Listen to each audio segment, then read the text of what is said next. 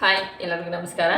ನಾನು ಒಂದು ಹಿಂದಿನ ವಿಡಿಯೋದಲ್ಲಿ ಇದೇ ಬ್ಲೌಸ್ ಕಟ್ಟಿಂಗಲ್ಲಿ ನಾನು ಬ್ಯಾಕ್ ಕಟ್ಟಿಂಗ್ನ ವಿಡಿಯೋ ಮಾಡಿ ಹಾಕಿದ್ದೆ. ಬ್ಯಾಕ್ ಕಟ್ಟಿಂಗ್ ಏನಪ್ಪ ಅಂದರೆ ಬ್ಯಾಕಲ್ಲಿ ರಿಂಕಲ್ಸ್ ಬರದೇ ಇರೋ ರೀತಿ ಯಾವ ರೀತಿ ಕಟ್ಟಿಂಗ್ ಮಾಡ್ಕೋಬೇಕು ಅಂತ ಹೇಳಿ ನಿಮಗೆ ತೋರಿಸ್ಕೊಟ್ಟಿದ್ದೆ.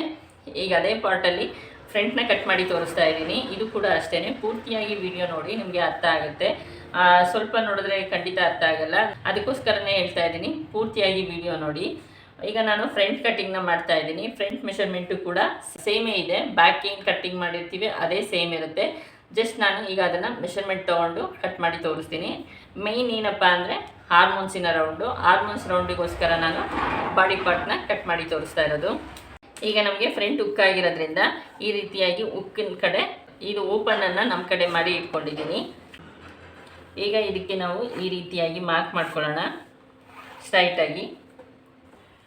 ಫ್ರಂಟ್ ಲೆಂತ್ ಬಂದು 13 ಇಂಚು, ಅದಕ್ಕೆ 1 ಇಂಚ್ ಎಕ್ಸ್ಟ್ರಾ ಸೇರಿಸಿ 14 ಇಂಚಿಗೆ ಮಾರ್ಕ್ ಮಾಡ್ಕೊಳ್ಳೋಣ. ಈ ರೀತಿಯಾಗಿ ಮಾರ್ಕ್ ಮಾಡ್ಕೋಬೇಕು. ಈಗ ಇಲ್ಲೂ ಕೂಡ ಒಂದು ಸ್ಟ್ರೈಟಾಗಿ ಮಾರ್ಕ್ ಮಾಡ್ಕೊಳ್ಳಿ. ಅದೇ ರೀತಿ ಇಲ್ಲೂ ಒಂದು ಲೈನು ಕರೆಕ್ಟಾಗಿ ಸ್ಟ್ರೈಟಾಗಿ ಇಲ್ಲಿ ಒಂದು ಲೈನು ಒಂದು ಲೈನ್ಸಿಗೆ ಮಾರ್ಕ್ ಮಾಡ್ಕೋಬೇಕು. ಅದಾದಮೇಲೆ ನಾವು ಒಂದು 1/4 ಇಂಚಿಗೆ ಒಳಗಡೆ ಮಾರ್ಕ್ನ ಡೌನ್ ಮಾಡ್ಕೊಳ್ಳೋಣ. ಯಾಕೆ ಅಂತ ಅಂದರೆ ನಮಗೆ ಶೋಲ್ಡ್ರು ಡ್ರಾಪ್ ಆಗಬಾರ್ದು, ಅಂದರೆ ಈ ರೀತಿ ಮಾಡ್ಕೋಬೇಕು. 1/4 ಇಂಚಿಗೆ ಈ ರೀತಿ ಕ್ರಾಸಾಗಿ ಮಾರ್ಕ್ ಮಾಡ್ಕೊಳ್ಳಿ. ಈಗ ಇದು ಕೂಡ ಅಷ್ಟೇ, ಬ್ರಾಡೆಸ್ಟ್ ಬ್ಯಾಕಲ್ಲೇನು ನಾನು ಮೆಷರ್ಮೆಂಟ್ ತೊಗೊಂಡು ಕಟ್ ಮಾಡಿದ್ದೆ ಅದೇ ಸೇಮ್ ಬರುತ್ತೆ. ವಿಡ್ತು ಬ್ರಾಡು ಶೋಲ್ಡರು ಎರಡು ಸೇಮ್ ಬರುತ್ತೆ, ಏನೂ ಡಿಫ್ರೆನ್ಸ್ ಇಲ್ಲ. ಈಗ ನಾವು ಬ್ರಾಡು ಕೂಡ 1/4 ಇಂಚಿಗೆ ಮಾರ್ಕ್ ಮಾಡ್ಕೊಳ್ಳೋಣ. ಶೋಲ್ಡರ್ ಪಟ್ಟಿ ಬಂದು 3.5 ಇಂಚು. ಈಗ ನಮಗೆ ಫ್ರಂಟ್ ಡೀಪ್ ಬಂದು 7.5 ಇಂಚಸ್ ಇದೆ. 7.5ಗೆ ಮಾರ್ಕ್ ಮಾಡ್ಕೊಳ್ಳೋಣ. ಅದೇ ರೀತಿ ಬ್ರಾಡು ಅಷ್ಟೇ, ಬ್ಯಾಕಲ್ಲಿ ನಾವೇನು ಪಾಯಿಂಟ್ ಮಾಡಿ ಹಾಕಿದ್ವಿ 3 ಇಂಚಿಗಿಂತ 1 ಪಾಯಿಂಟ್ ಕಡಿಮೆ, ಅಂದರೆ 2.25ಗಿಂತ 1 ಪಾಯಿಂಟ್ ಜಾಸ್ತಿ, ಅಷ್ಟನ್ನು ಮಾರ್ಕ್ ಮಾಡ್ಕೋಬೇಕು. ಈಗ ಇಲ್ಲಿ ನಾವು ಬ್ಯಾಕಲ್ಲಿ 5.5 ಇಂಚ್ ಆರ್ಮೋನ್ಸ್ ಲೆಂತ್ನ ಇಳಿಸ್ಕೊಂಡ್ವಿ ಸೆಕೆಂಡ್ ಬಂದು. ಈಗ ನಾವು 5 ಇಂಚಿಗೆ ಮಾರ್ಕ್ನ ಇಳಿಸ್ಕೊಳ್ಳೋಣ. ಈ ರೀತಿ 5 ಇಂಚಿಗೆ ಮಾರ್ಕ್ ಇಳಿಸ್ಕೋಬೇಕು. ಈಗ ಇದಕ್ಕೆ ನಾವು ಸ್ಕೇಲಲ್ಲಿ ಮಾರ್ಕ್ ಮಾಡ್ಕೊಳ್ಳೋಣ.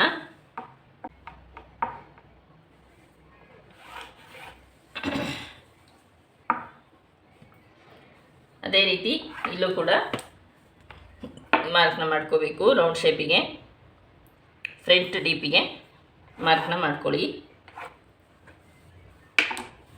ಈಗ ನಾನು ಆರ್ಮೋನ್ಸ್ ಮೇನ್ ಪಾರ್ಟ್ ಆಗಿರೋದ್ರಿಂದ ಆರ್ಮೋನ್ಸ್ ರೌಂಡ್ ನನಗೆ ಕರೆಕ್ಟಾಗಿ ಹೇಳ್ಕೊಡ್ತೀನಿ. ಈ ರೌಂಡಿಗೆ ನಾವು ಸ್ಕೇಲಲ್ಲಿ ಮಾರ್ಕ್ ಮಾಡ್ಕೋಬೇಕು. ಈ ರೀತಿ ಮಾರ್ಕ್ ಮಾಡ್ಕೊಳ್ಳಿ. ಈಗ ನಾವು ಫ್ರಂಟಲ್ಲಿ ಡೀಪ್ ತೊಗೋತಾ ಇದ್ದೀವಿ, 10.5 ಇಂಚ್ ಬರ್ತಾ ಇದೆ. ಅದನ್ನು ನಾವು ಈ ರೀತಿ ಸ್ಟ್ರೈಟಾಗಿ ಚೆಕ್ ಮಾಡಿಕೊಂಡ್ರೆ 10.25 ಇಂಚು ಬರ್ತಾ ಇದೆ. ಸೊ 10.25 ಇಂಚಿಗೆ ಬ್ಯಾಕು ಫ್ರಂಟು ಎರಡು ಸಮವಾಗಿ ಇಟ್ಕೊಂಡ್ರೆ 10.25 ಇಂಚ್ ಬರ್ತಾ ಇದೆ. ಕ್ರಾಸಾಗಿ ನಾವು ಬ್ಯಾಕ್ ಡೀಪು ಫ್ರಂಟು ಡೀಪಿಂದ ನಾವು ಕ್ರಾಸಾಗಿ ಇಟ್ಕೊಂಡ್ರೆ ಅದು ನಾವೇನು ಕ್ರಾಸಾಗಿ ಇಡ್ತಿದ್ವಿ ಆ ಮೆಷರ್ಮೆಂಟ್ನ ತೋರಿಸ್ತಾ ಇದೆ. ನಾನು ಈ ಮೆಷರ್ಮೆಂಟ್ ಮಾಡ್ಕೊಂಡಾದ್ಮೇಲೂ ಕೂಡ ನಾನು ಇಲ್ಲಿ ಚೆಕ್ ಮಾಡ್ಕೊತೀನಿ ಸ್ಟ್ರೈಟಾಗಿ ಎಷ್ಟು ಬರುತ್ತೆ ಅಂತ ಹೇಳಿ. ಅದನ್ನೇ ನಾನು ಫಾಲೋ ಮಾಡೋದು, ಕ್ರಾಸ್ ಮೆಷರ್ಮೆಂಟ್ನ ನಾನು ಫಾಲೋ ಮಾಡಲ್ಲ. ಸೊ 10.25 ಇಂಚಿಗೆ ಕರೆಕ್ಟಾಗಿ ಮೆಷರ್ಮೆಂಟ್ ಬರ್ತಾ ಇದೆ. 10.25 ಇಂಚಿಗೆ ಮಾರ್ಕ್ ಮಾಡ್ಕೊಂಡಿದ್ದೀನಿ. ಈ ರೀತಿ ಮಾರ್ಕ್ ಮಾಡ್ಕೊಳ್ಳಿ 10.25 ಇಂಚಿಗೆ. ಈಗ ನಮಗೆ ಕೈಯ ಹಾರ್ಮೋನ್ಸಿನ ಸುತ್ತಳತೆ ಬಂದು 8.25 ಇಂಚ್ ಬೇಕು.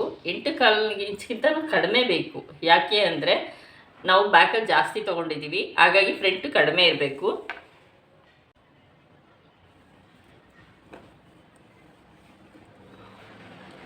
ಎಂಟು ಇಂಚ್ ಬರ್ತಾ ಇದೆ. ಈ 8 ಇಂಚಿಗೆ ಸಾಕಾಗುತ್ತೆ. ಈ ರೀತಿ ಕಡಿಮೆ ತೊಗೊಂಡ್ರೆ ನಮಗೆ ಬ್ಲೌಸ್ ಕರೆಕ್ಟಾಗಿ ಬರುತ್ತೆ. ಫ್ರಂಟು ಕಡಿಮೆ ತೊಗೊಂಡು ಬ್ಯಾಕು ಜಾಸ್ತಿ ತೊಗೊಂಡಾಗ ನಮಗೆ ಆರ್ಮೋನ್ಸ್ ರೌಂಡು ರಿಂಕಲ್ಸ್ ಬರಲ್ಲ. ಆದರೆ ಅದಕ್ಕೂ ಇಂಪಾರ್ಟೆಂಟ್ ಏನಪ್ಪ ಅಂದರೆ ಅದು ಕೂಡ ಒಂದು ಇಂಪಾರ್ಟೆಂಟ್ ಮೆಷರ್ಮೆಂಟು. ಈಗ ನಾವು ಈ ರೌಂಡಿಗೆ ಮಾರ್ಕ್ ಮಾಡ್ಕೊಂಡಿದ್ದೀವಲ್ಲ, ಈ ರೌಂಡಿಗೆ ಕರೆಕ್ಟಾಗಿ ನಾವು ಮೆಷರ್ಮೆಂಟಿಗೆ ಕಟ್ ಮಾಡ್ಕೊಳ್ಳೋಣ. ಇಲ್ಲಿ 2 ಇಂಚು ಎಕ್ಸ್ಟ್ರಾ ಕ್ಲಾತಿಗೆ ಮಾರ್ಕ್ನ ಹಾಕೋಬೇಕು. ಈ ರೀತಿ ಎಕ್ಸ್ಟ್ರಾ ಕ್ಲಾತಿಗೆ ಮಾರ್ಕ್ ಮಾಡ್ಕೊಂಡಿದ್ದೀನಿ. ಈಗ ನಾವು ಅದೇ ರೀತಿ ಫ್ರಂಟ್ ಡೀಪ್ ಏನಿದೆ ಆ ಡೀಪಿಗೆ ರೌಂಡಿಗೆ ಮಾರ್ಕ್ ಮಾಡ್ಕೊಳ್ಳಿ.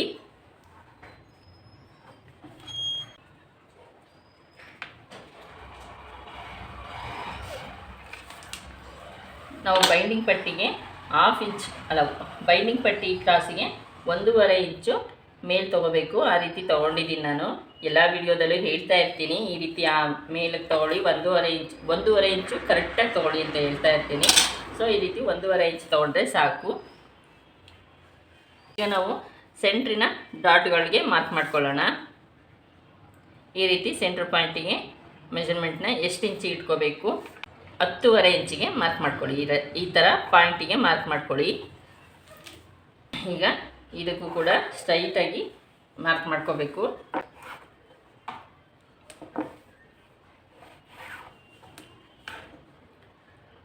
ಇಲ್ಲೂ ಕೂಡ ನಾವು 1.5 ಇಂಚ್ ಕ್ರಾಸಾಗಿ ಮಾರ್ಕ್ನ ಮಾಡ್ಕೋಬೇಕಾಗುತ್ತೆ. ಈಗ ನಾವು ರೌಂಡ್ ಶೇಪಿಗೆ ಸೆಂಟ್ರ್ ಪಾಯಿಂಟಿಂದ ಎಷ್ಟು ಡಾಟಿಗೆ ಮಾರ್ಕ್ ಮಾಡಬೇಕು ಅಂತ ಅನ್ನೋದಾದರೆ, ಎಲ್ಲ ಡಾಟಿಗೂ 2 ಇಂಚಿಗೆ ಮಾರ್ಕ್ ಮಾಡ್ಕೊಳ್ಳಿ.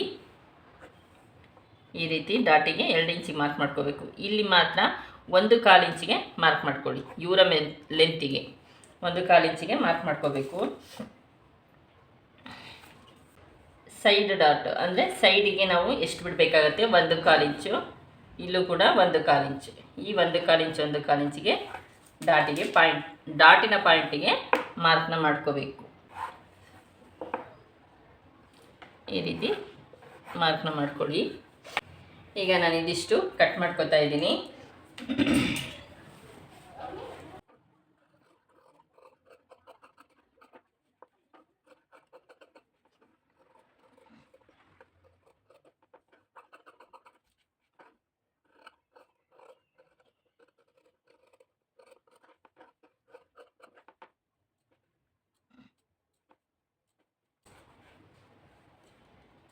ಈಗ ನಾವು ಇದು ನಮಗೆ ರೆಡಿ ಕಟ್ಟಿಂಗು. ಇಲ್ಲಿಗೆ ನಮಗೆ ಸ್ಟಿಚಿಂಗ್ ಬರಬೇಕು. ಇಲ್ಲೂ ಕೂಡ ನಮಗೆ ಸ್ಟಿಚಿಂಗಿಗೆ ನಮ್ಮ ಮೆಷರ್ಮೆಂಟಿಗೆ ಮಾರ್ಕ್ ಮಾಡಿದ್ದೀವಿ. ಸೊ ನಾನಿವಾಗ ಈಗ ಇವೆರಡು ಕೂಡ ಚೆಕ್ ಮಾಡ್ಕೊಳ್ಳೋಣ. ಚೆಕ್ ಮಾಡ್ಕೊಂಡಾಗ ಎಷ್ಟು ಡಿಫ್ರೆನ್ಸ್ ಬರುತ್ತೆ, 2 ಈಕ್ವಲ್ ಬರ್ತಾ ಇದೆ. ಸೊ ಸ್ಟಿಚಿಂಗ್ ಮಾಡುವಾಗ ಫ್ರಂಟ್ ಈಗ 2 ಈಕ್ವಲ್ ಬರ್ತಾ ಇದೆ. 2 ಈಕ್ವಲ್ ಏನಕ್ಕೆ ಬರುತ್ತೆ ಅಂದರೆ, ನಾವು ಡೌನ್ ಮಾಡಿರೋದ್ರಿಂದ 2 ಈಕ್ವಲ್ ಪಾಯಿಂಟ್ ಬರ್ತಾ ಇದೆ. ಈಗ ನಾವು ಸ್ಟಿಚಿಂಗ್ ಮಾಡುವಾಗ ಈಕ್ವಲ್ ಈ ರೀತಿ ಇಟ್ಕೋತೀವಲ್ವ, ನೋಡಿ ಈ ರೀತಿ ಇಟ್ಕೊಂಡಾಗ ನಮಗೆ ಬ್ಯಾಕು ಫ್ರಂಟು ಇಷ್ಟು ಡಿಫ್ರೆನ್ಸ್ ಬರುತ್ತೆ. ಇಷ್ಟು ಡಿಫ್ರೆನ್ಸ್ ಬರುತ್ತೆ. ಇದು ಈ ಮೈನ್ ಪಾರ್ಟ್ ಏನಿದೆ ಇದು ಜಾಸ್ತಿ ಬರುತ್ತೆ, ಬ್ಯಾಕು ಜಾಸ್ತಿ ಬರುತ್ತೆ, ಫ್ರಂಟು ಒಳಗಡೆ ಆಗುತ್ತೆ. ಯಾಕಂದರೆ ನಾವು ಫ್ರಂಟನ್ನು ತುಂಬ ಡೌನಲ್ಲಿ ಕಡಿಮೆ ಮೆಷರ್ಮೆಂಟಿಗೆ ಕಟ್ ಮಾಡಿದ್ದೀವಿ, ಅಂದರೆ 5 ಇಂಚಿಗೆ ಕಟ್ ಮಾಡಿದ್ದೀವಿ. ಇದನ್ನು 5.5 ಇಂಚಿಗೆ ಇಳಿಸಿದ್ದೀವಿ. ಸೊ ಈ 5.5 ಇಂಚಿಗೆ ಇಳಿಸಿರೋದ್ರಿಂದ ನಮಗೆ ಬ್ಯಾಕ್ ಸ್ಲೀವ್ಸ್ ಅಟ್ಯಾಚ್ ಮಾಡಬೇಕಾದ್ರೆ ಬ್ಯಾಕಿಗೂ ಫ್ರಂಟಿಗೂ ವೇರಿಯೇಷನ್ ಆಗುತ್ತೆ. ಸೊ ವೇರಿಯೇಷನ್ ಆಗುತ್ತೆ ಅನ್ನೋದಕ್ಕೋಸ್ಕರನೇ ಈಗ ಅದನ್ನು ಯಾವ ರೀತಿ ಸ್ಟಿಚಿಂಗ್ ಮಾಡಬೇಕು ಅನ್ನೋದು ಕನ್ಫ್ಯೂಸ್ ಇರುತ್ತೆ. ಸೊ ನಾವೀಗ ಬ್ಯಾಕಲ್ಲಿ ರಿಂಕಲ್ಸ್ ಬರಬಾರ್ದು. ಸೊ ಬ್ಯಾಕಲ್ಲಿ ರಿಂಕಲ್ಸ್ ಬರಬಾರ್ದು ಅನ್ನೋದಾದರೆ ನಾವು ಯಾವ ರೀತಿ ಇದನ್ನು ಸರಿಪಡಿಸ್ಕೋಬೇಕು ಅಂತ ಹೇಳಿ ನಿಮಗೆ ತೋರಿಸ್ಕೊಡ್ತೀನಿ. ಇವೆರಡು ನಮಗೆ ಪಾಯಿಂಟ್ಗಳಿದಾವಲ್ಲ,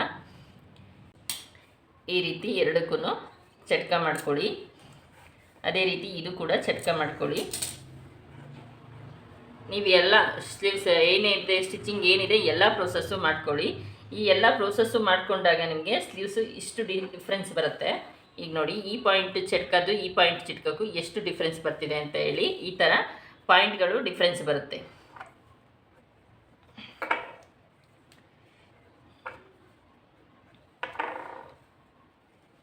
ಈ ಪಾಯಿಂಟ್ಗಳು ಡಿಫ್ರೆನ್ಸ್ ಬರುತ್ತೆ ಅನ್ನೋದಕ್ಕೋಸ್ಕರನೇ ರಿಂಕಲ್ಸ್ ಬರದೇ ಇರೋ ರೀತಿ ಯಾವ ರೀತಿ ಮಾಡಬೇಕು ಅಂದರೆ, ಈ ರೀತಿ ಕಟ್ ಮಾಡಿಕೊಂಡು ಈ ರೀತಿಯಾಗಿ ಫ್ರಂಟು ಕಡಿಮೆ ಮಾಡ್ಕೋಬೇಕು, ಬ್ಯಾಕು ಜಾಸ್ತಿ ಮಾಡ್ಕೋಬೇಕು. ಬ್ಯಾಕಲ್ಲಿ ರಿಂಕಲ್ಸ್ ಬರಬಾರ್ದು ಅಂದರೆ ಆವಾಗ ನಾವು ಬಾಡಿ ಫಿಟ್ಟಿಂಗ್ ಕರೆಕ್ಟ್ ಇರುತ್ತೆ.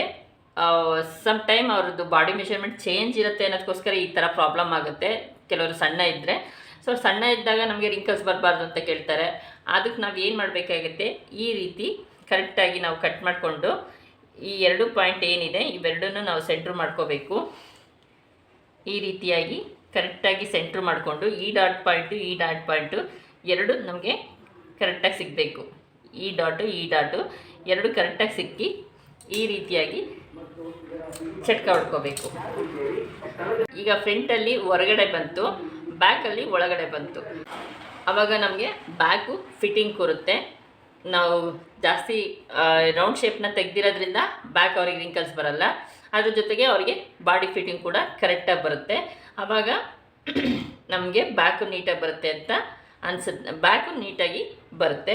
ಅದೇ ರೀತಿ ಫ್ರಂಟು ಕೂಡ ಅಷ್ಟೇ, ಅವರಿಗೆ ಅದೇ ಮೆಷರ್ಮೆಂಟೇನೆ ನಮಗೆ ಇಲ್ಲಿ ಕಡಿಮೆ ಆಗುತ್ತೆ, ಬ್ಯಾಕಲ್ಲಿ ಕಡಿಮೆ ಆಗುತ್ತೆ, ಫ್ರಂಟಲ್ಲಿ ಜಾಸ್ತಿ ಆಗುತ್ತೆ. ನಮಗೆ ಸ್ಲೀವ್ಸ್ ಈಕ್ವಲಾಗಿ ಸ್ಟಿಚಿಂಗ್ ಮಾಡೋಕ್ಕೂ ಸಿಗುತ್ತೆ. ಬ್ಲೌಸು ಕೂಡ ಪರ್ಫೆಕ್ಟಾಗಿ ಯಾವುದೇ ರಿಂಕಲ್ಸ್ ಬರ್ದಂಗೆ, ಕಂಪ್ಲೇಂಟ್ ಇಲ್ದಂಗೆ ನಾವು ಬ್ಲೌಸ್ನ ಸ್ಟಿಚಿಂಗ್ ಮಾಡ್ಕೋಬೋದು. ಸೊ ಹಂಗಾಗಿ ಈ ರೀತಿಯಾಗಿ ನಾವು ಬ್ಲೌಸ್ನ ಕಟ್ ಮಾಡೋದ್ರಿಂದ ನಮಗೆ ಬ್ಲೌಸ್ ಕರೆಕ್ಟಾಗಿ ಸ್ಟಿಚಿಂಗ್ ಮಾಡಿ ಕೊಡ್ಬೋದು. ಓಕೆ, ಇದೇ ರೀತಿಯಾಗಿ ನಿಮಗೆ ಟೈಲರಿಂಗ್ ಟಿಪ್ಸ್ ಬೇಕಾದಲ್ಲಿ ನನ್ನ ಪೇಜ್ ಫಾಲೋ ಮಾಡಿ. ಕಂಪ್ಲೀಟಾಗಿ ನಿಮಗೆ ಬ್ಲೌಸ್ ಕಟಿಂಗ್ ವಿಡಿಯೋ ಹಾಕ್ತಾ ಇರ್ತೀನಿ. ಅದ್ರ ಜೊತೆಗೆ ಸಣ್ಣ ಸಣ್ಣ ಒಂದು ಮಾಹಿತಿನೂ ಕೂಡ ನಾನು ನಿಮ್ಮ ಜೊತೆ ಶೇರ್ ಮಾಡ್ಕೋತೀನಿ. Okay, thank you.